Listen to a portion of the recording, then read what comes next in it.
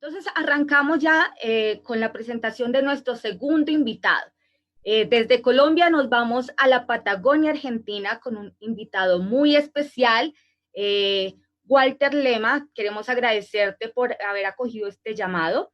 Hoy nos estará acompañando con un tema importantísimo que para estas épocas nos va a ser muy útil porque también nos va a dar herramientas para resignificar lo que estamos haciendo y aprovechar esta coyuntura en explorar nuevas formas de hacer las cosas, en encontrar respuestas a muchas preguntas que nos están rondando nuestra mente. Y bueno, aquí está.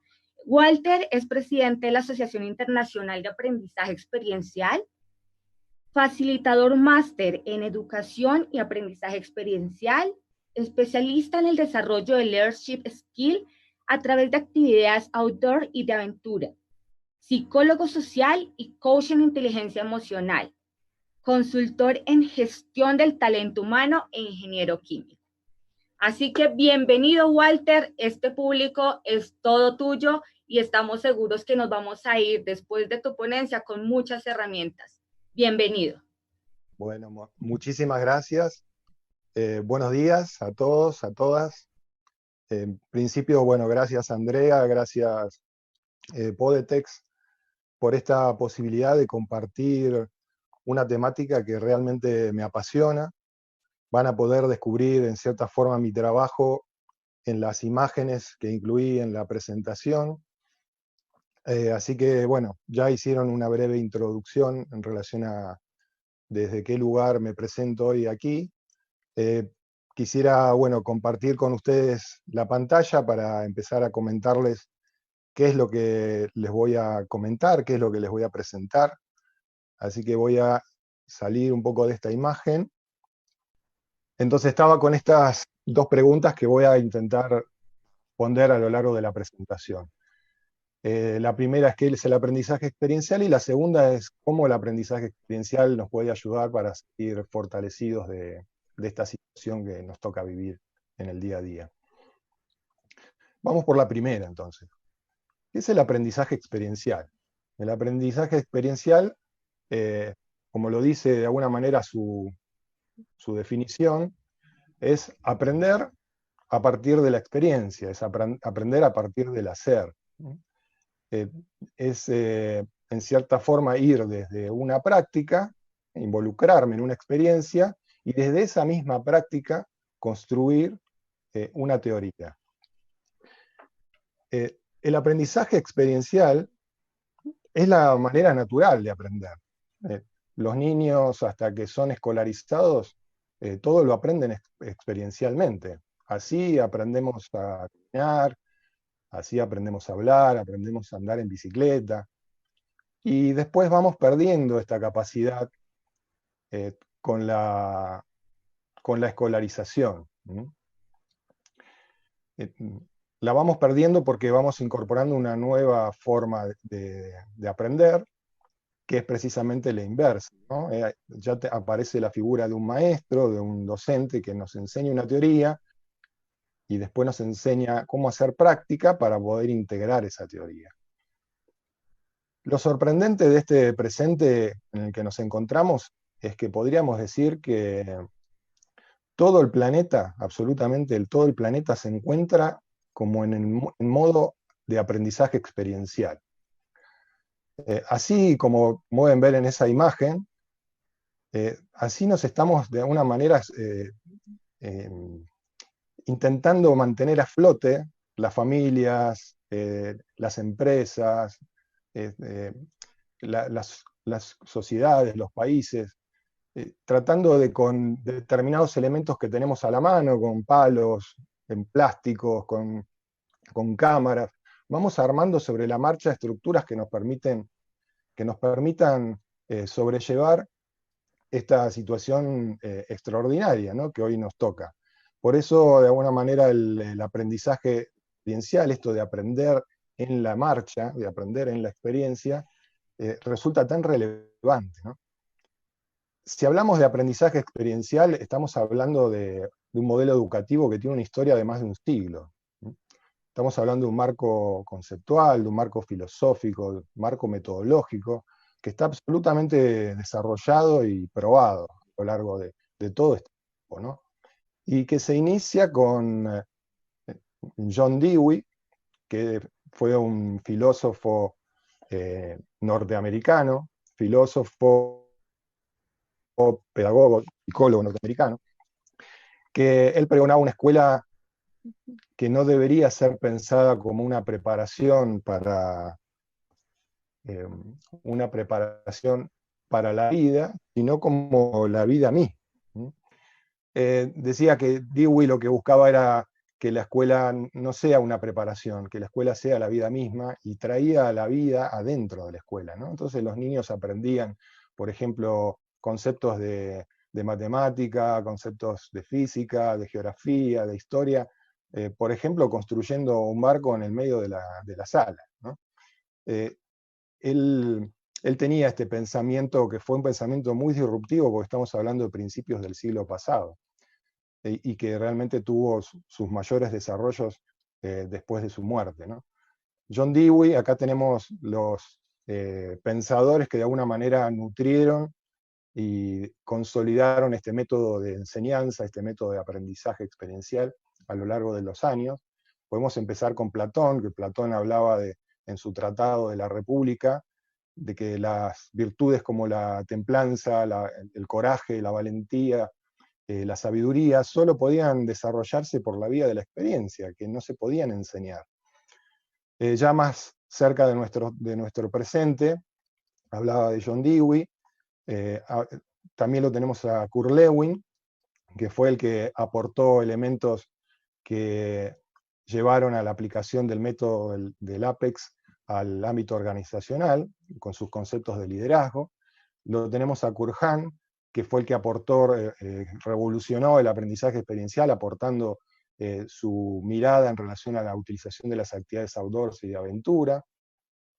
Lo tenemos a Paulo Freire, que reforzó este sentido de contribución en el rol facilitador, que se ve claramente cuando nos pensamos como agentes de cambio a nivel social.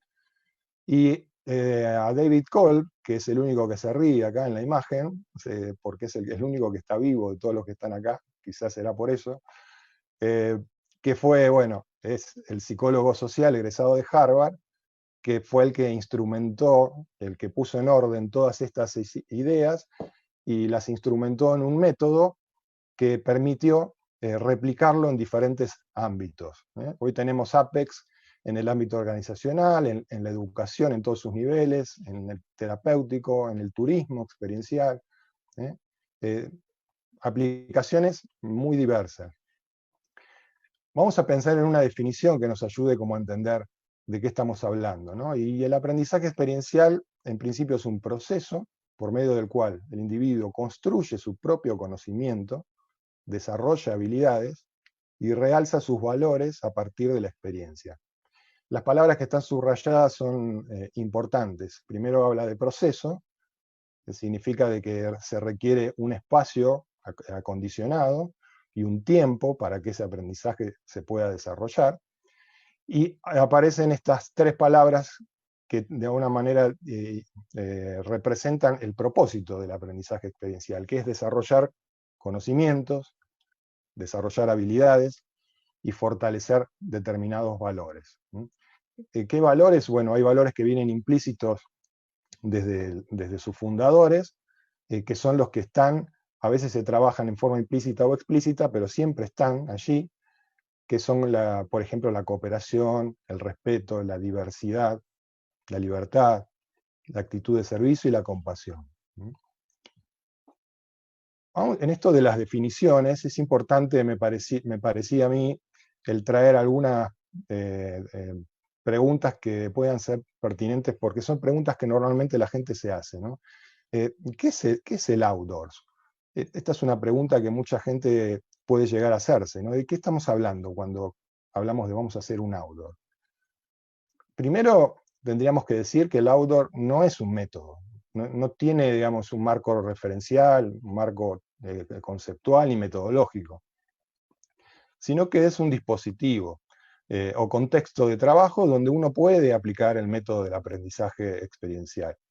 Es como si fuera, como tenemos los diferentes dispositivos, el celular, la tablet, una PC, y hacemos correr una aplicación. En este caso sería lo mismo. Tenemos un dispositivo que es el outdoor, donde hacemos correr el aprendizaje experiencial, y podemos tener otro dispositivo que es el indoors, ¿no? Son contextos de trabajo.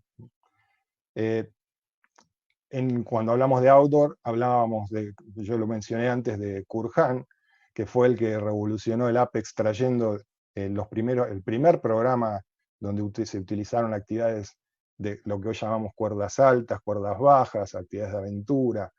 Él desarrolló un programa de 30 días para un grupo de 15 participantes más o menos, eh, y cuyo propósito, el objetivo era enseñarles, eran jóvenes marinos de la Marina Mercante que necesitaban entrenamiento técnico para la navegación y entrenamiento físico, pero lo más importante de su programa no eran los objetivos, sino el propósito, y el propósito era fortalecer el carácter, porque esos marinos, que eran de la Marina Mercante, no eran militares, navegaban en las aguas del Mar del Norte en la Segunda Guerra Mundial, y los barcos eran bombardeados permanentemente por los buques alemanes, y entonces era muy importante para sobrevivir tener fortaleza en el carácter. Y este fue su primer programa. Importante tener en cuenta que estamos hablando de que él utilizaba el Apex en 30 días para un grupo reducido, y es donde realmente se logra la mayor efectividad, cuando tenemos tiempo de proceso y tenemos un grupo reducido. Y hoy vemos que se ha desvirtuado mucho, digamos, esta idea, ¿no? Donde se trabajan con grupos muy amplios, con poco tiempo, por diversos motivos, ¿no? Pero ahí es donde empezamos a perder eficacia. Otra pregunta que alguien podría hacerse es: ¿qué es el team building? En primer lugar, estamos hablando de una palabra anglosajona que significa construcción de equipo. Esto sería lo primero que podríamos mencionar. Pero, nuevamente, no es un método el team building, no tiene, digamos, una base conceptual o metodológica en sí mismo, sino que es uno de los objetivos que uno puede tener en una intervención desde el aprendizaje experiencial. Es un objetivo más, es algo para lo cual yo voy a aplicar el método, para reforzar, por ejemplo, la construcción de un equipo. En esta imagen van a ver, por ejemplo, estos dos conceptos que mencioné recién. El método Apex se puede aplicar en diferentes dispositivos, indoors, outdoors, y el outdoor tiene a su vez dos variantes. Se puede trabajar estos objetivos como ejemplos, ¿no? Hay muchos más, donde está el team building, la construcción de la confianza, el trabajo en equipo, etc. Con este propósito, que es el que venía de la definición, desarrollar conocimientos, habilidades y valores, y en estos ámbitos. Yo, para lograr esto, puedo utilizar diferentes técnicas de acción. Estas son definiciones que fuimos como proponiendo desde nuestra asociación para tratar de ordenar nuestro trabajo, ¿no? Entonces, ¿con qué técnicas de acción voy a crear experiencias de aprendizaje? Y tenemos diferentes técnicas, tenemos diferentes formas de hacerlo. A través de las actividades lúdicas, con diferentes también tipos de elementos o sin elementos. Es sorprendente a veces lo que se puede lograr con una simple cuerda o con un hula hula. En esto es clave, digamos, no tanto los elementos, sino cómo se facilita el aprendizaje, ¿no? Y el procesamiento de esa experiencia.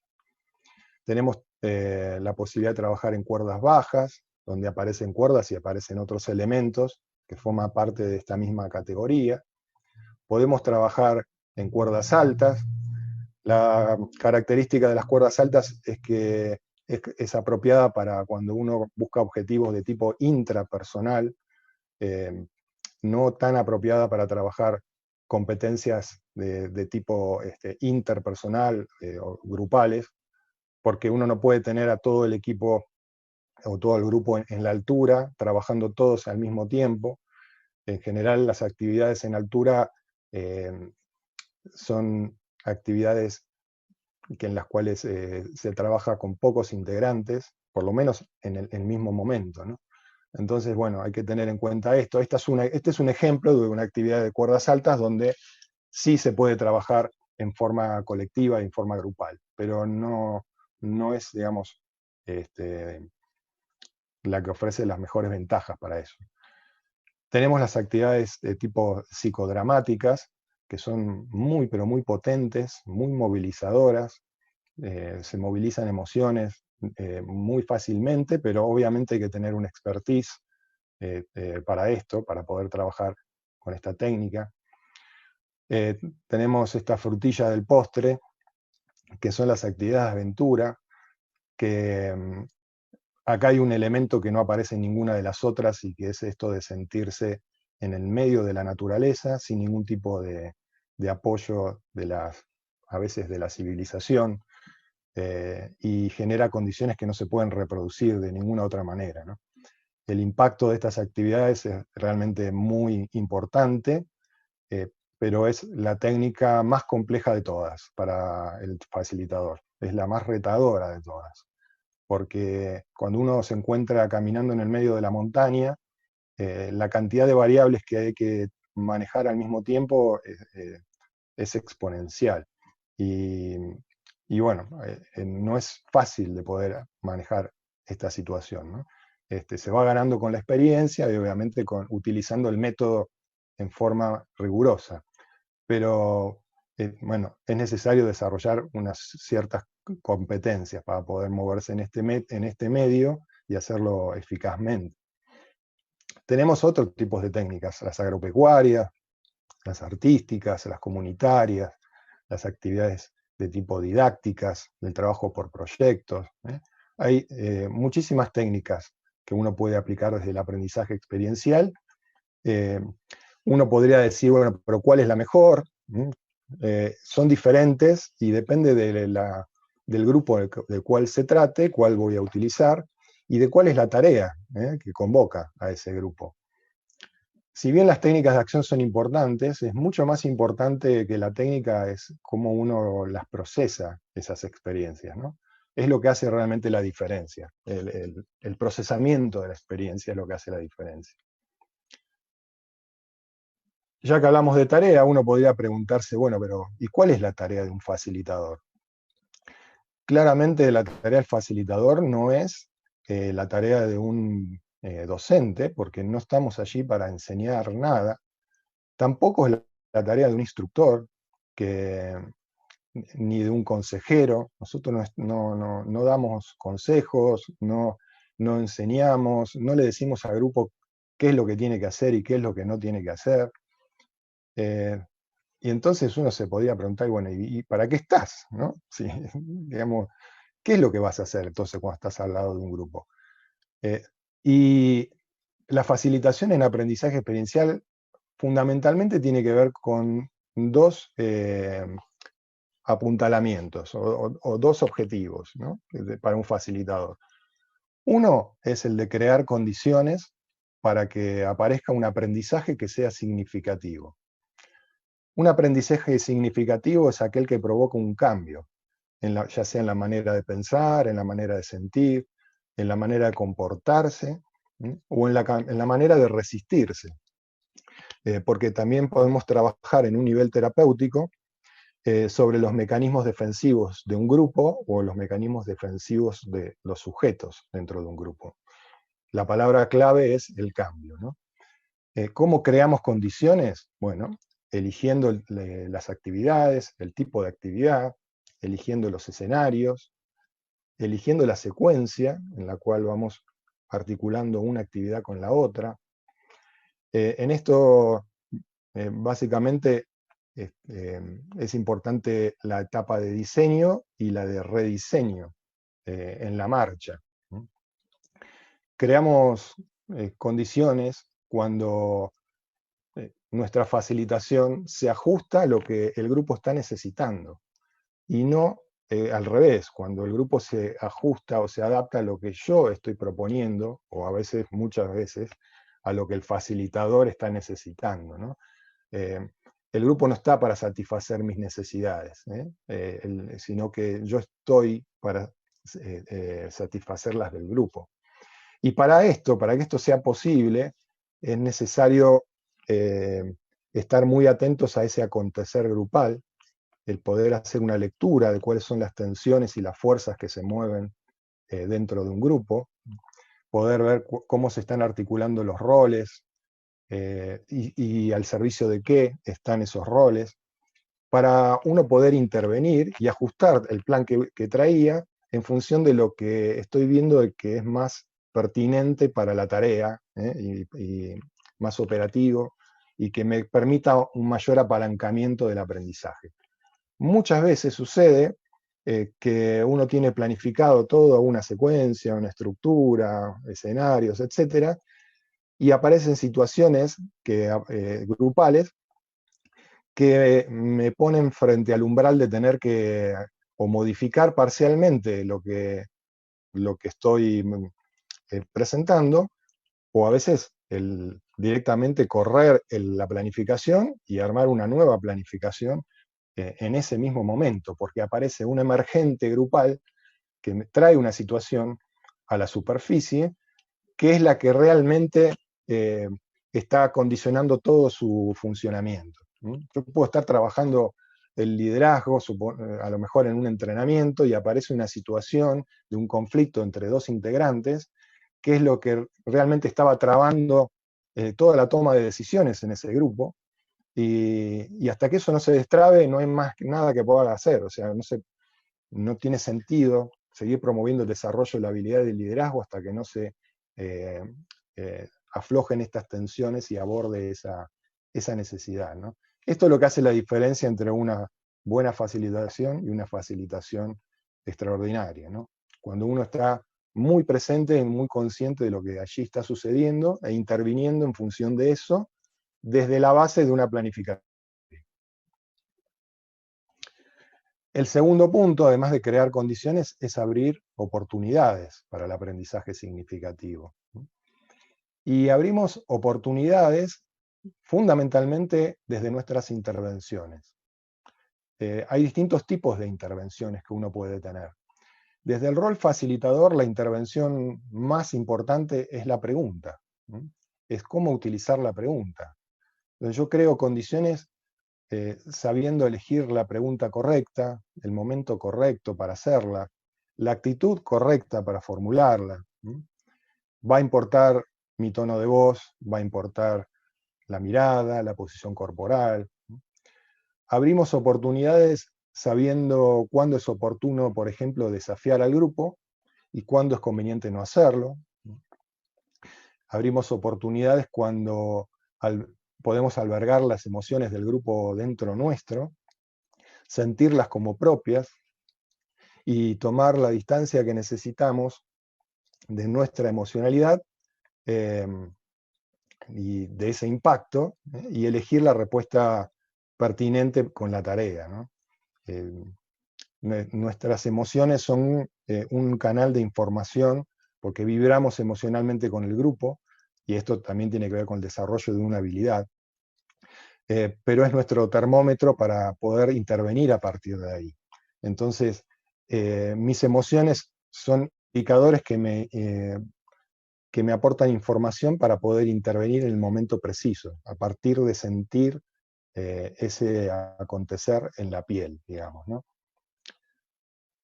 La facilitación en aprendizaje experiencial realmente impacta vidas, porque es un acompañamiento, como de alguna manera se muestra en la imagen, a un territorio desconocido.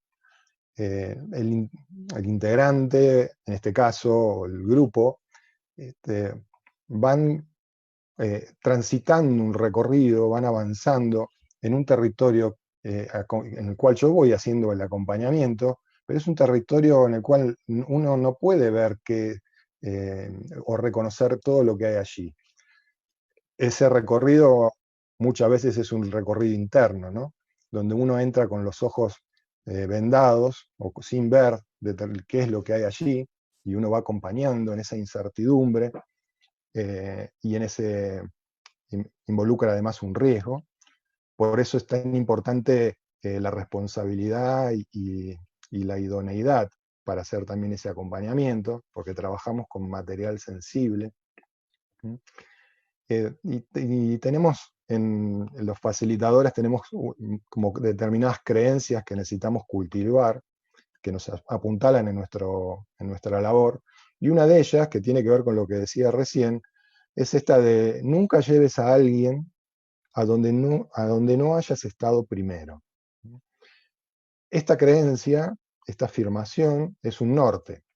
Lo que me dice, por un lado, es que si yo voy a hacer un recorrido, ejemplo, una travesía, o puede ser incluso, voy a trabajar en un predio con infraestructura, primero tengo que ir y reconocer ese lugar, lo tengo que conocer primero, antes de llevar al grupo. Pero no es solamente hablo de lugares geográficos, sino que hablo también de lugares internos, ¿no? Hablo también de trabajos internos, del contacto con determinadas zonas oscuras, oscuras en el sentido de que o forma parte de mi sombra, o forma parte de aspectos que yo no he explorado, o forman parte de aspectos que yo tengo negados, que no quiero ver, ¿no? Muchas veces el territorio desconocido me muestra como si fuera un espejo, reflejos de mí mismo que no son los que a mí me gusta ver. Pero precisamente en ese territorio desconocido es en el lugar donde voy a poder encontrar algo nuevo, que es este aprendizaje significativo. Y cuando volvemos del territorio desconocido al territorio conocido, volvemos con algo que es sumamente valioso, ¿no?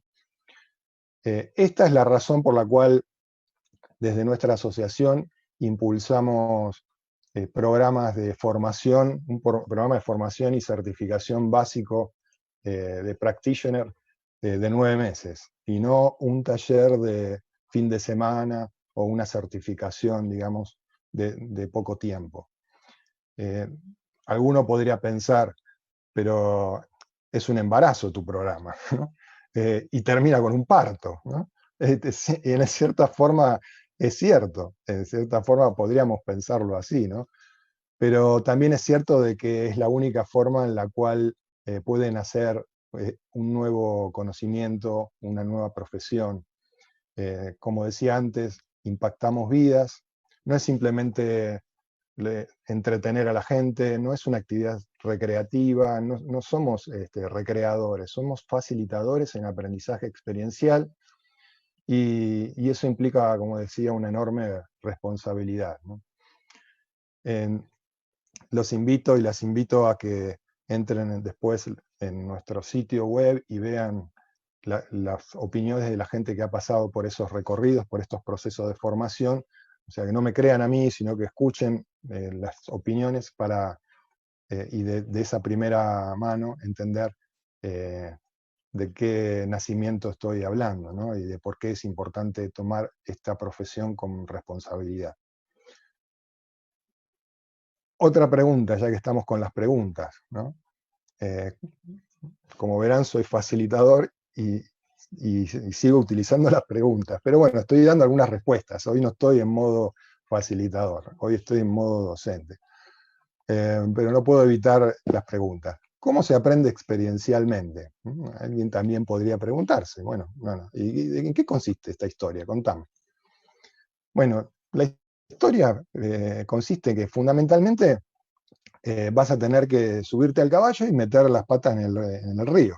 Te vas a mojar, te vas a agarrar de las crines como puedas. En definitiva, hay una participación activa, necesaria del grupo y de sus integrantes, tienen que involucrarse en la experiencia, no se las puedo contar, la tienen que vivir, pero no solamente la experiencia hace al aprendizaje, sino que lo que viene después, o a veces viene antes o durante, ¿no? Pero digamos, tiene que haber un acompañamiento reflexivo de la experiencia, y es una reflexión crítica, es una reflexión a veces autocrítica, para poder extraer elementos de esa experiencia que a mí me permitan acceder a un aprendizaje que tenga a su vez, y esto es sumamente importante, y muchos programas fracasan en esta instancia, que sea sumamente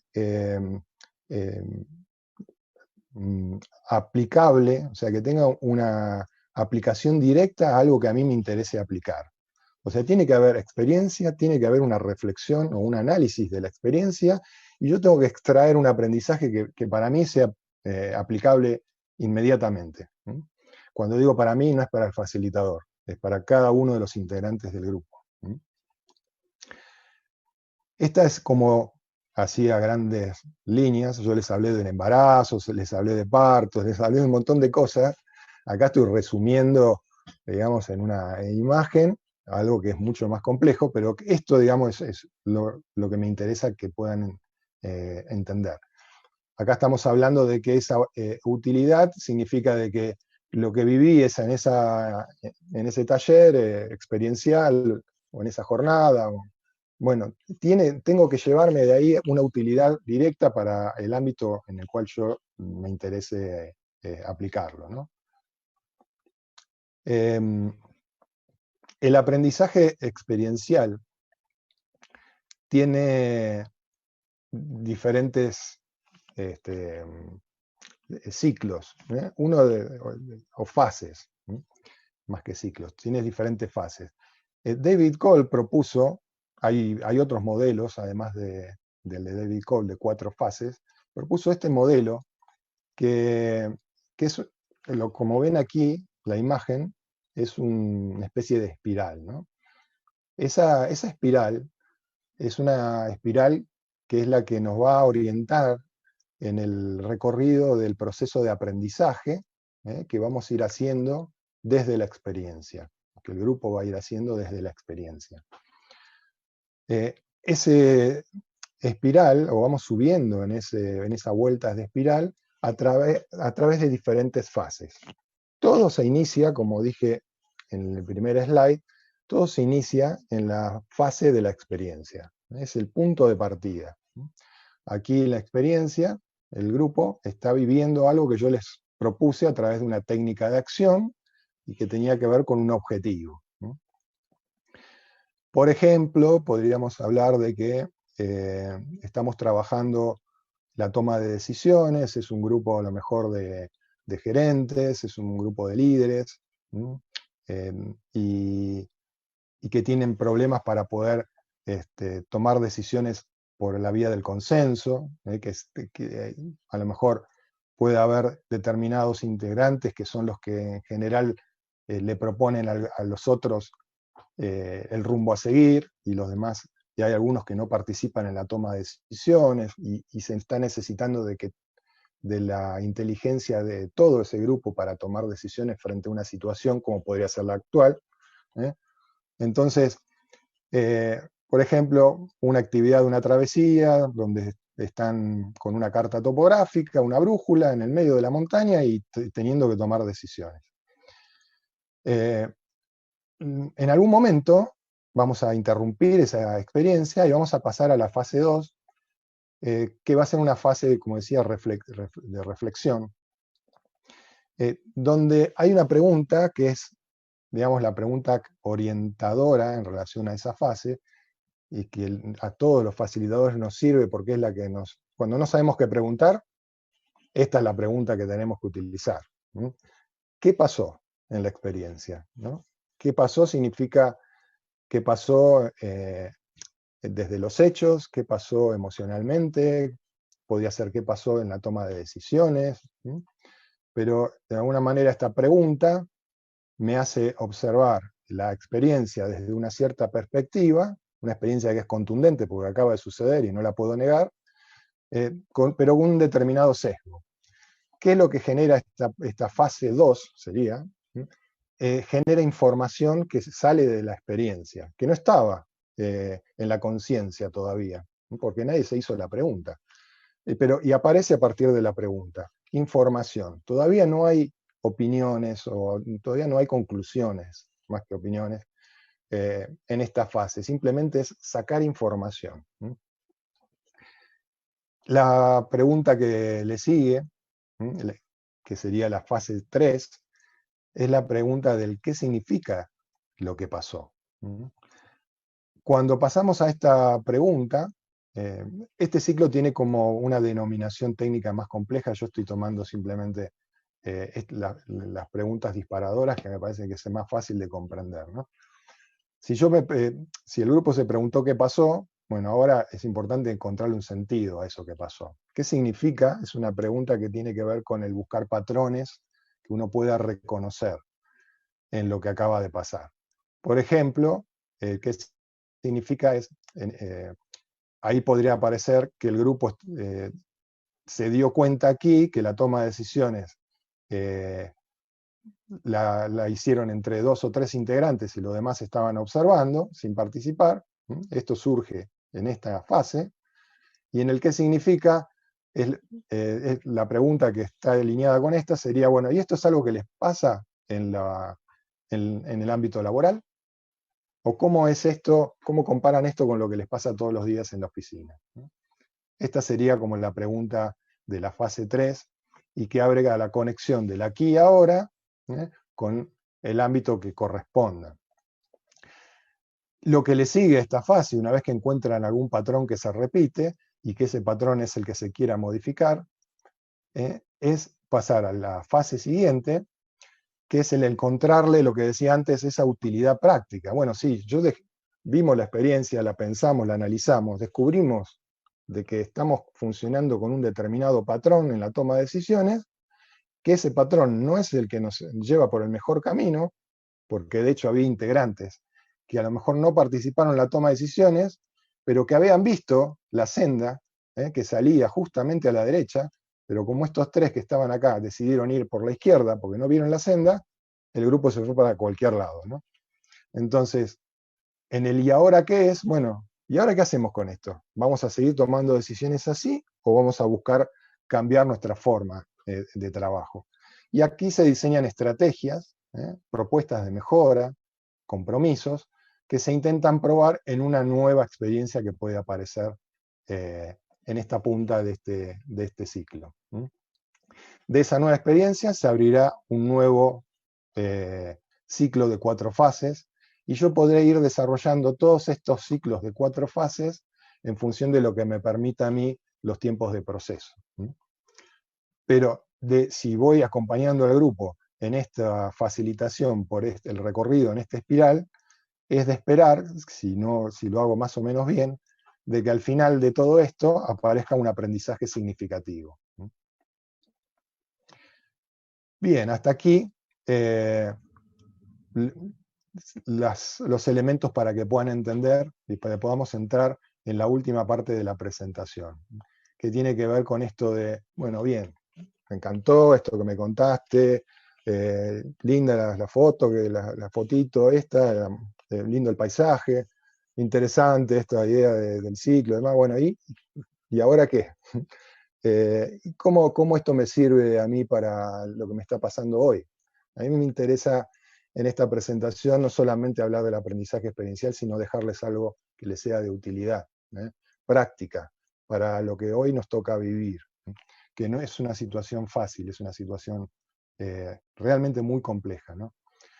Hoy tenemos como experiencia la pandemia. La pandemia es nuestra experiencia por casi ineludible. La pandemia, si la podemos enmarcar dentro del aprendizaje experiencial, podría ser una enorme oportunidad de trascendencia. Cuando digo trascendencia, hablo de transformación, a nivel de que ustedes lo quieran pensar. Yo en este momento simplemente le hablo a cada uno de ustedes, de los que está del otro lado, con la paciencia para escucharme, ¿no?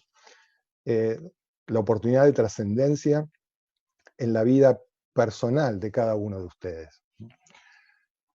Estamos todos viviendo pandemia, están viviendo pandemia. Si lo enmarcamos desde el Apex, la pregunta que le sigue a esto sería la pregunta de, bueno, ¿qué me está pasando con esta situación? Algo que quisiera agregar antes de meterme en el ciclo Apex, y que me parece interesante, como para ponerlo de fondo, digamos, de este ciclo, es que estamos como en una especie de situación de duelo planetario. O sea, estamos todos en un proceso de duelo, nos hayamos dado cuenta o no. Hay cosas que hemos perdido en el camino. Hemos perdido libertades, hemos perdido en algunos casos fuentes de ingreso, hemos perdido trabajo, hemos perdido el contacto con nuestros seres queridos o con nuestros amigos. Hay un montón de cosas que estamos perdiendo a través de la pandemia.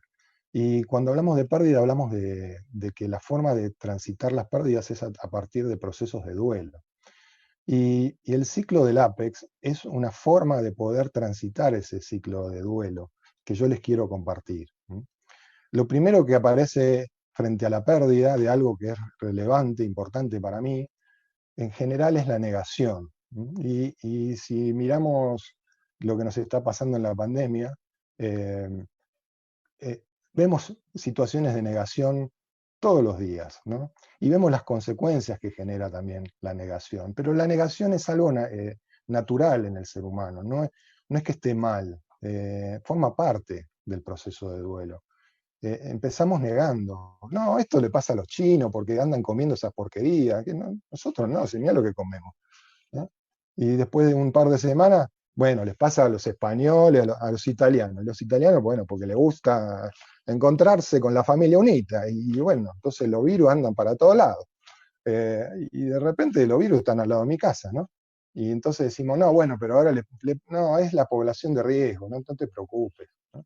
Como que seguimos con esta negación eh, que en algún punto es saludable y en algún punto no lo es, ¿no?